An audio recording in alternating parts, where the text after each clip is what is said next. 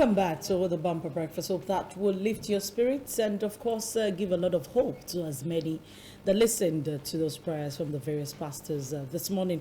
Let's take a look at the stories in the papers and still look at it. 1 year after, the Guardian newspaper says AFCFTA is still in limbo. Many countries yet to develop implementation strategy. Sensitive products may come under liberalized lists as timeline passes. You've lost grip on good governance. Anglican cleric tells Buhari, Imo now war zone, saying monarch and clerics. This goes just estimated billing of consumers' revenue targets. Buhari, Tinubu, Oni, Makinde, others mourn Olubadon. Naira drops to record low amid New Year uncertainties. Let's take a look at the banner headline this morning of all the stories in the papers. Guardian says AFC, FTA, that's the Africa Continental Free Trade Area Agreement. This agreement came into force January 1st, 2021. Yet, a whole year later, this is January 3rd, many countries, of which Nigeria is not existing alone, many countries are yet to even develop an implementation strategy for the AFC FTA. My question to you, Sheson, is despite all of the best efforts that we put together here in this part of the world in trying to make all of these agreements and all stuff work for us, what are we doing differently? In Europe, when this agreement, and remember Brexit, once it was agreed, in fact, while it was being debated, process was already in place. The strategy was already going. The implementation was already being discussed. But we come together, we do an agreement, and we're talking about a whole year down the line. We're not talking about Nigeria here. African countries, many of them are still yet to ratify, are still yet to develop a strategy to implement this agreement. And yet we say Africa is behind. Yeah, well, it's what is obvious. The way and manner we handle policies, strategy when it comes to things that will be of benefit, to several people. I'm sure if this arrangement is to benefit few, you would have seen certain things being put in place. It takes us back to the challenge we have of people not having this central act when it comes to area of policy. This African Continental Free Trade Zone area is what to be of great benefit to African continent. But you ask yourself, what is the political will of other stakeholders in this project? We expect that by now we would have seen several, transaction or operation going on. But be that it may, I want to believe that a few countries, because Nigeria as a nation is seriously in it. And what are the things that the benefit we're supposed to bring? This will abolish the issue of tariff. I'm sure if we travel, you see some area they will tell you that if you go, you won't pay certain tariff, you won't pay custom, you won't pay excise, so that it can ease the flow of your products to come in, because we are all working in the same geographical area. And it will marvel you that are people not thinking in that light to key into it, to make sure that somebody is creating a platform where your product will be accessible without so much hustle, and we are not keying into it.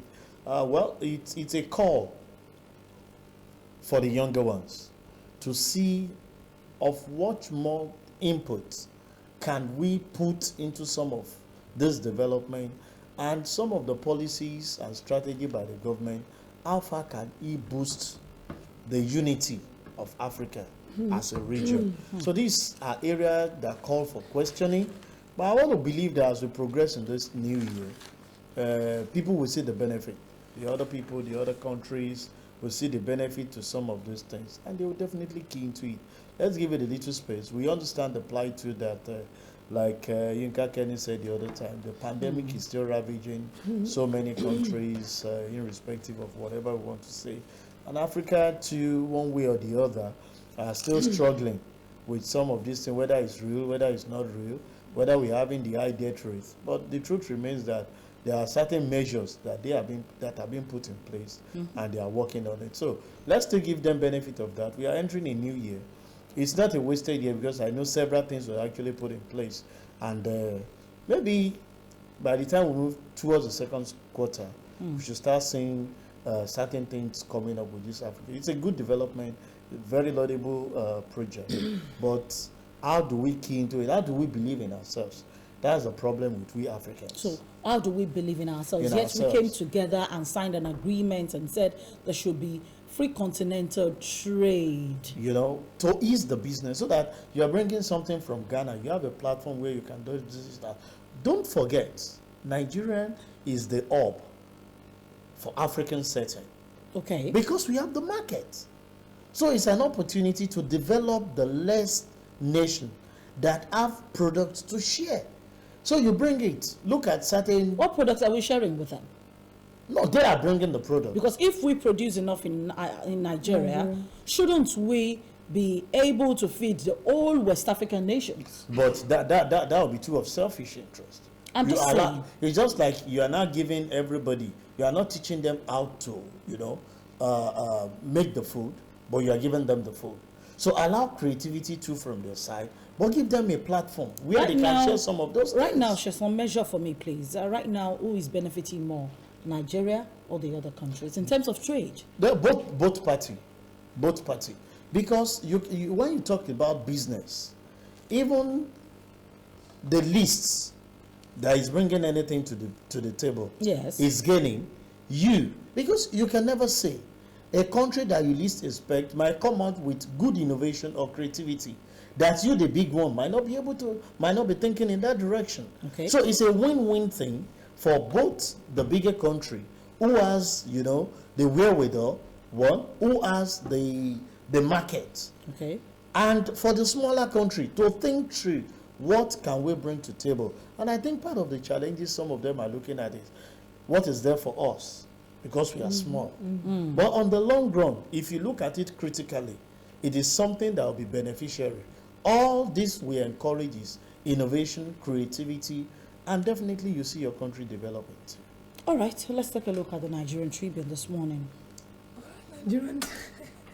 Nigerian Tribune is coming with a list of presidency while Buhari signed 2022 budget despite insertion of 6,576 new schemes.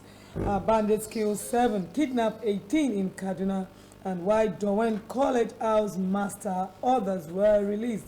That's coming from the Commissioner of Lagos State Commissioner of Police, awaits results of toxicology test. Electricity consumers paid 561 billion to discos in 11 months. That's a special report. And ASU has no justification for strike. That's a statement by federal government this morning. We are tired of being on same salary structure for 12 years. Association of Staff, Academic Staff Union of Polytechnics are complaining there. And the picture story this morning, Ibadan stands still as 41st Olubadan Oba Saliu Adetunji is buried. Buhari, Makinde, Atiku, Tinubu governors, Obas, emirs, others mourn. Markets to be shut today. Fuel price, new taxes among economic issues to shape 2022. COVID-19, governors, ministers get mandatory rapid test before meeting Buhari. All right, don't can give our president COVID-19. And a special report above the nameplate this morning is Nigeria ready for global energy transition by 2025. 2022 will be a season of consolidation, coming from Sanwo-Olu assuring Lagosians to complete Red Blue Line rail projects.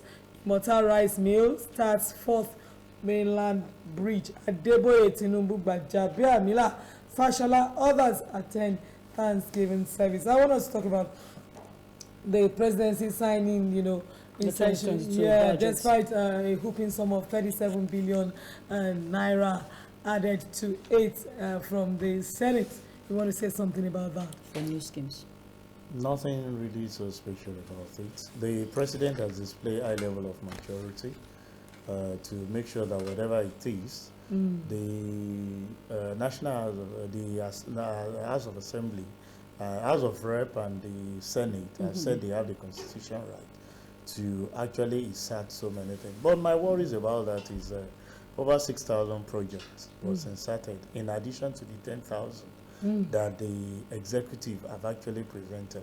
Therefore, You ask yourself, despite the fact that we're going to borrow money for, how are we you took going that out of my to how are we going to achieve despite so the fact much that of we're going this? to borrow And money. a you lot see, of these projects are not investments. You know, for me, borrowing is not unusual. The question is, what do you use the borrowing for?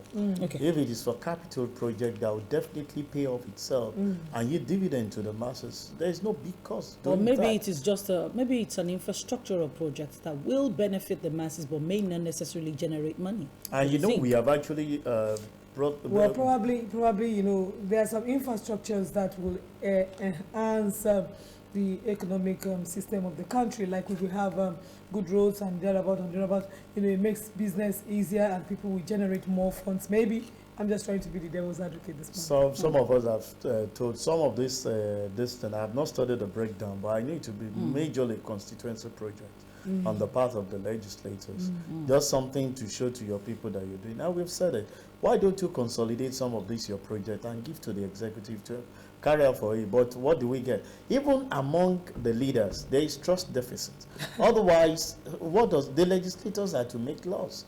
They are to. It's not part of. But don't their, you think it's part of the fault of the Constitution that empowers them to embark on this constituency project in the first place?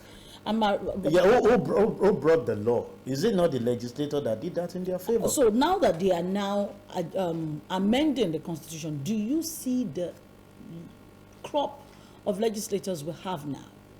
That Removing, expunging that. no, but they will never expunge it, because that is the only way. I've seen instances where you see billboards of speakers renovating this road, Senate president, one senator, one house of. These are projects that we should see the executive carry out. Not whispering. You can push it, you can influence it. But and it's a platform for you to say, my people, you have sent me there, I am working. It must not come from the legislator. That is the executive act. We should hear about, this is the law that this our representative is sponsoring to make sure that the economy goes in a very viable manner, to make sure that we have this level of insecurity is being brought down. It's not showing us the projects that you're able to bring to bear. That is the work of the executive. And if you look at the structure, every state is represented on the executive arms for them to make sure that they balance things. So if, take for example, we have the minister representing Lagos as one. If you have things to do from transport, is to have an handshake with the minister of transport. Is from Rivers, and they will balance things out because they work as a team, as synergy. But the issue of the legislators saddled with the responsibility of making laws, bringing in projects, is what is worrisome to me. But there is nothing we can do. You call it worrisome. I say that it is one of the things that their constituency expects them to do, because the average Nigerian says, oh, he's a legislator. Since he became a legislator, what has he done in our community? That is not, it is not, Because what has he done? The assumption it's because we don't have the understanding. Legislators are to lawmakers. make laws. We should be asking, which law have you been able to entrench to make sure that the executive arm function the way you are to act as check balances to this executive to make sure that, okay, you want to borrow, let's scrutinize the borrowing before we approve. The president won't go about to borrow without the approval of the Senate. So which law are you putting in place to checkmate, to monitor some of the projects that they are doing, brings to bear sanction? They have the power to even call certain set of people and remove them from office. These are the things that that we'll be looking at for constituency projects. The harmonization of the Senate and of the legislature and the executive in the last, let me just say, in the last couple of years, from 2019 to date, has not shown this Senate except for a few occasions, maybe the appointment of Loretta Onoche and a few other ones. This Senate making the moves that you're talking about, recalling one person that is not working. President Muhammadu Buhari sacked the minister by himself. I mean, the Senate could have done that. Yeah, it's part of what we are saying.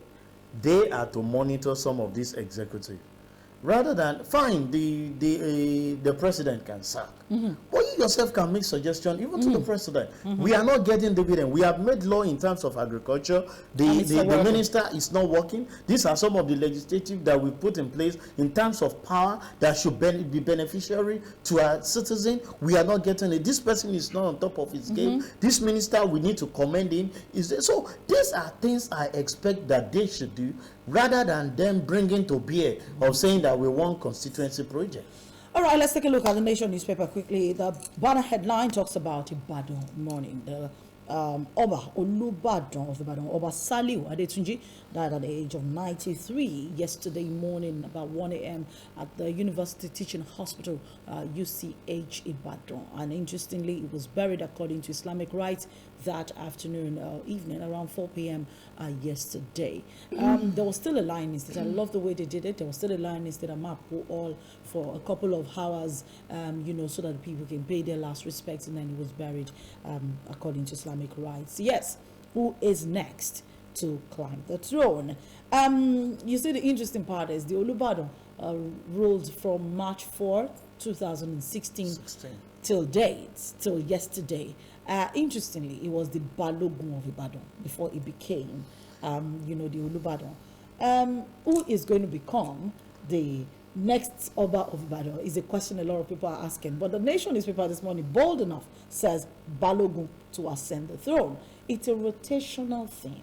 No, you see, when it's supposed to be next. Yeah, when it comes to the Ibadan chieftaincy, the good thing about it is that it's already even before, there's. But it's the Otun that is next. I'm saying the Nation now puts it as the.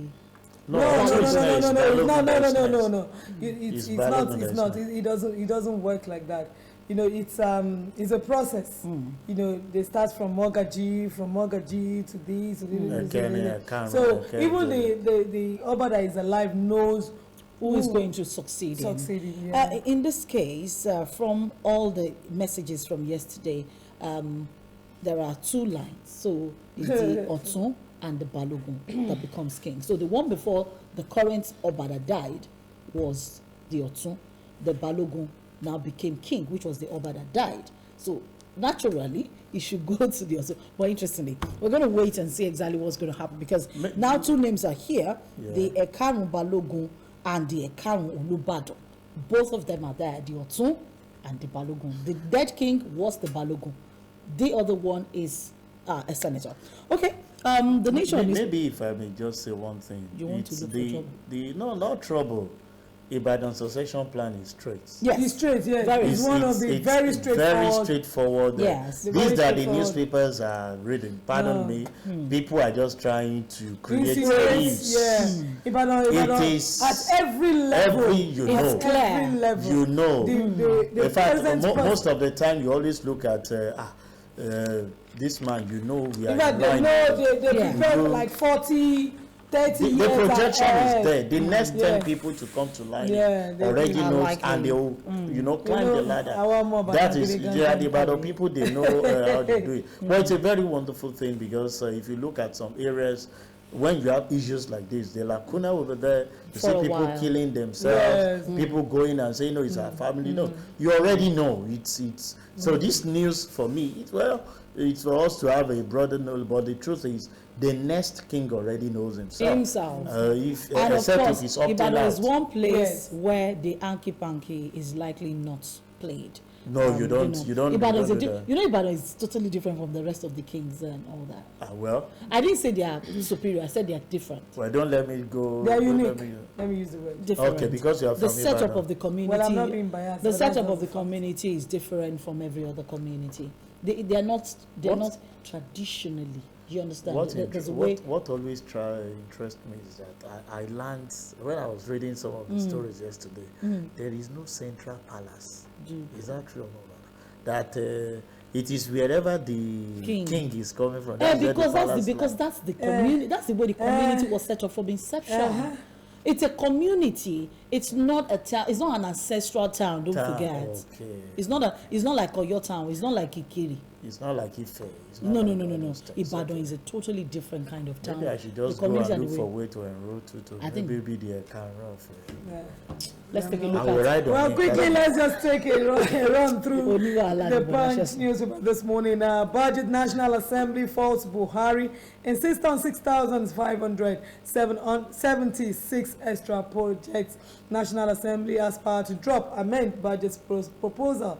That's from the House spokesman.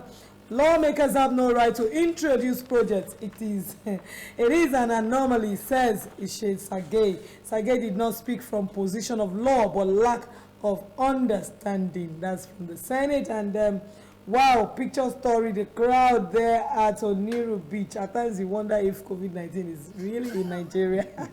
Fun seekers at Oniru Beach, Victoria Island, the God of heavens.